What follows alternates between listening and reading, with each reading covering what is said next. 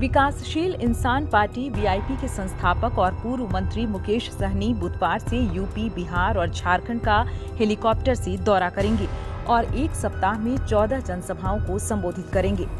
पटना में आयोजित एक प्रेस कॉन्फ्रेंस में इसकी घोषणा करते हुए श्री सहनी ने कहा कि अगले 7 दिनों में 14 जनसभा होगी। हर जगह अपने हक और अधिकार की बात की जाएगी। उन्होंने बताया कि प्रत्येक दिन 2 रैली होगी। 29 नवंबर को मोतिहारी और शिवहर में रैली होगी। सहरसा और दरभंगा में 30 नवंबर को रैली का आयोजन होगा। 1 दिसंबर को पलामू और रोहतास में लोगों को संबोधित करूंगा, तो 2 दिसंबर को जौनपुर और कैमूर में तथा 3 दिसंबर को पीरपैंती और मुंगेर में रैली आयोजित की गई है। 5 दिसंबर को साहिबगंज और नवगछिया तथा 6 दिसंबर को बेगूसराय और मुजफ्फरपुर में रैली को संबोधित करूंगा। उन्होंने दावा किया कि इन सभी जगहों पर लाखों लोग पहुंचेंगे और वही संकल्प दोहराया जाएगा। उन्होंने कहा कि 25 जुलाई से आरक्षण संकल्प यात्रा को लेकर हम लोग निकले थे और यात्रा पूरी हो गई है। इस यात्रा के दौरान हम लोग हर घर संकल्प अभियान के तहत हजारों लाखों की संख्या में लोगों के बीच गए और लोगों के बीच जाकर हक और अधिकार का संकल्प करवाया। मुकेश सहनी ने बिहार में जाति आधारित गणना कराने और फिर उसी के मुताबिक आरक्षण की सीमा बढ़ाए जाने के लिए बिहार के सीएम नीतीश कुमार को धन्यवाद दिया। उन्होंने कहा कि बिहार में करीब 10% आबादी निषादों की है। अगर 1 नंबर में यादव है तो दूसरे नंबर पर निषाद ही हैं।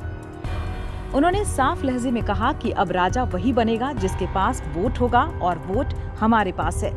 उन्होंने जोर देकर कहा कि जो हमारा दोस्त होगा वह 60 लोकसभा सीट जीतेगा और जो हमारा दुश्मन होगा उसे 60 लोकसभा सीट का नुकसान होगा।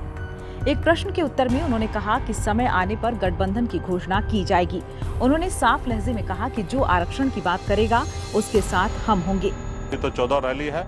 आप सबसे आग्रह है कि देश में गरीब पिछड़ा का आप लोग हक अधिकार के लिए आवाज हमेशा बुलंद करते हैं। अभी जो 14 को रैली होगा उसको ईमानदारी से जनता के बीच में भेजिएगा, क्योंकि आप भी एक अपने आप को जज हैं और आप जज जब हैं अंदर आत्मा से तो उससे डिसाइड कीजिएगा कि गरीब पिछड़ा का बेटा संघर्ष कर रहा तो आप लोग भी मदद कीजिएगा। क्योंकि बड़े बड़े लोग तो आपने देखा कि आज़ादी के 75 साल बाद पहली बार बिहार में एक मल्लाह का बेटा अपना हैसियत बनाया तो आपने देखा कि दुश्मन क्या किया, हमारे विधायक को खरीद लिया, हमको सरकार से बाहर कर दिया जो सरकार हमने बनाया था। तो दुश्मन भी बहुत है। खैर वो अपना काम करे, हम अपना काम करेंगे। रैली के बाद महारैली भी होगी क्या वीआईपी की? नहीं, इसकी आवश्यकता नहीं। गांव-गांव में एक निषाद का बेटा जागरूक हो चुका है, हाथ में गंगा जल लेके अपने बच्चे का भविष्य के लिए संकल्प ले रहा है कि जो हमारा दोस्त होगा उन्हीं के साथ जाएंगे, जो दुश्मन होगा उसको हराने का काम करेंगे।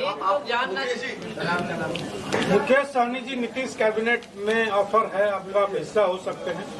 देखिए, अभी हमारी पॉलिटिकल पार्टी है, 2024 में निर्णय हम बहुत जल्द ही लेने वाले हैं रैली के बाद।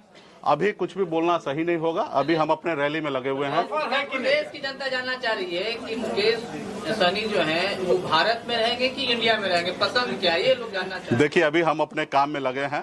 इसका भी जवाब बहुत जल्दी हम आप लोगों को रैली समाप्त होने के बाद हम आप लोगों को दे देंगे। अभी रैली में हम लोग बिजी हैं। हम अपने पार्टी के सभी लोगों से मिलेंगे, देश का सिचुएशन समझेंगे, देश में गरीब युवा सबके बारे में सोचकर निर्णय लेंगे। जो भी निर्णय लेंगे उसमें बिहार का भी हित होगा, हमारा देश का हित होगा, निषाद समाज का हित होगा।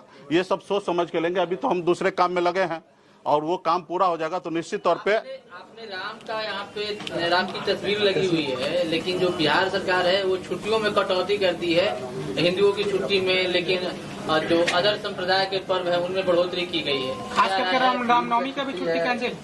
देखिए, सरकार मौका मिला, माननीय मुख्यमंत्री नीतीश जी को सरकार चला रहे हैं और बिहार के बेहतर के लिए उनको जो उचित लग रहा है वो कर रहे हैं।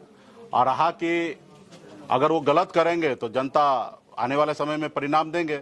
और लगता है कि हमें लगता है कि कुछ छुट्टी को एडजस्ट करके अगर हमारे बच्चे स्कूल अगर पढ़ने के लिए जाएं तो मेरे लिए ज़्यादा अच्छा होगा। लेकिन हाँ, किसी के भावना के साथ हमें नहीं खेलना है। अगर कुछ छुट्टी अगर एडजस्ट होकर अगर हमारे बच्चे स्कूल जाएं तो मेरे लिए ज़्यादा अच्छा है।